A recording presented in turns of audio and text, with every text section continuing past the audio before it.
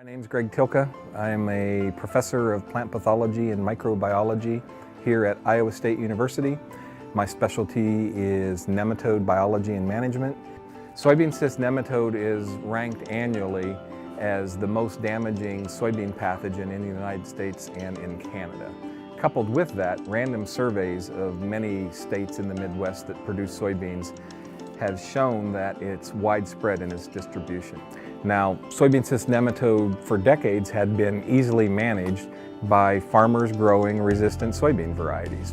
But the fatal flaw in that management strategy that we're experiencing now is that virtually everything has resistance genes from the one common breeding line, which is called PI 88788.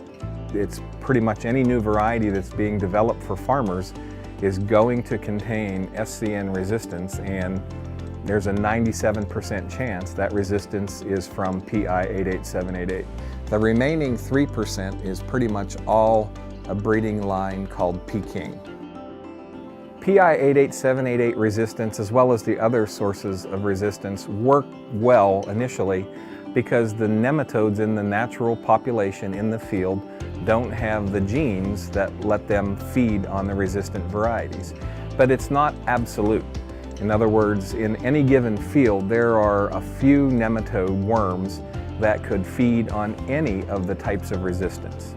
But what's happened with prolonged use of PI 88788 resistance is that extreme minority of nematodes to start out with has been given a selective advantage through food and reproduction by farmers constantly having to grow that same source of resistance.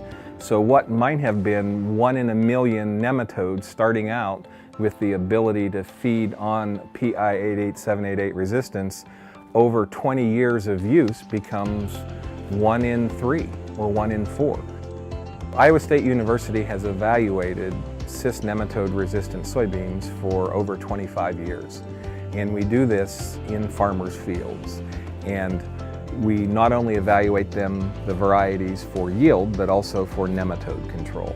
Now, key part of that is that we first test the nematode in each one of those fields to see how well it reproduces on 88788. And I'm happy to say that what we saw in the decade of the 90s was really low level reproduction on 88788 resistant varieties.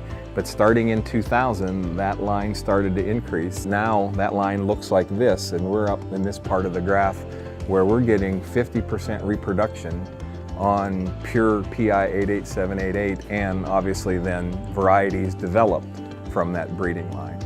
And as a result of that, our yields in our experiments have taken this decrease as much as 14 bushels per acre in really high nematode counts.